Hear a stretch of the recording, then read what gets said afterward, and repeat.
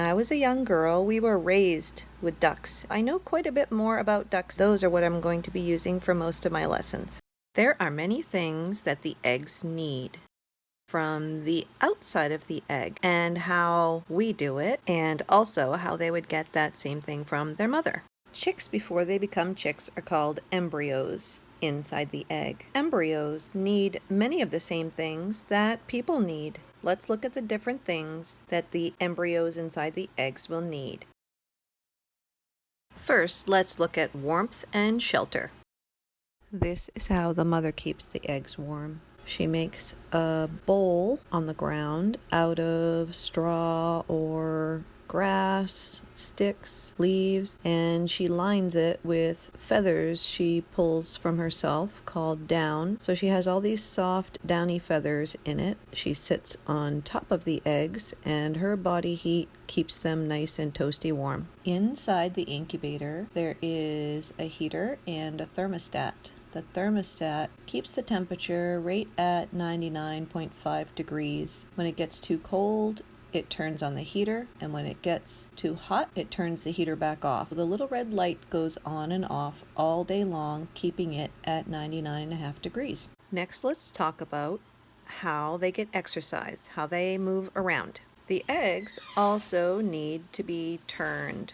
They need to be moved around so that the chicks inside can get some movement and exercise, and also so the chick and the yolk don't stick to one side of the egg.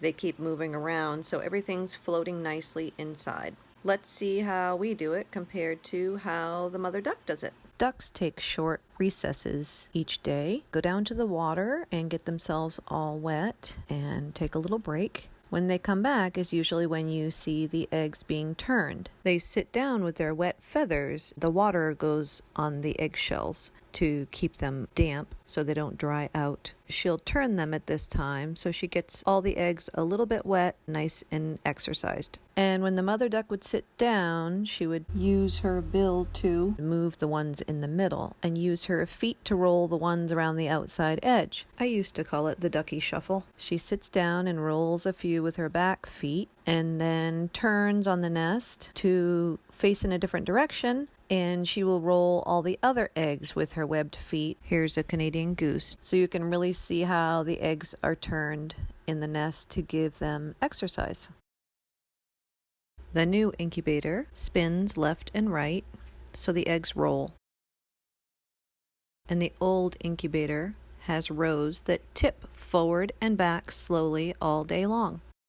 Another thing the eggs would need is air. Here are a couple of pictures of how the air comes in each incubator. The old incubator just has simple air holes in the top that can be covered and uncovered. The new incubator has fans in the top that circulate the air. How does the air get inside each egg? Please look down through the playlist and find how birds get oxygen inside their eggs, and watch that. Another thing that animals need is water or moisture. Earlier I told you that when the mother duck comes back from the pond, she wets the eggs with the water that's on her feathers. That's something that waterfowl need. Waterfowl are birds that mostly live in the water. Chickens wouldn't be considered a waterfowl. So let's see how we do water since Mom's not around. As you can see in the old incubator, chicken eggs are on the left and duck eggs are on the right. Here you can see in the front left corner a sponge, which is kept moist all the time for the chicken eggs.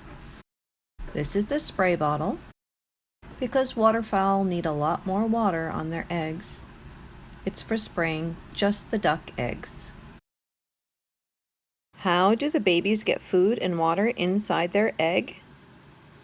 They eat the egg yolk for their nutrition, and the water comes from the albumin, the white part. It's made mostly of water. And for more information on how the babies get food and water inside the egg, please refer to the playlist that's with this video. I hope you've learned a lot about what living things need to survive, And please tell someone at home how you get all the things that you need. I've really enjoyed our study, and I'll talk to you again soon.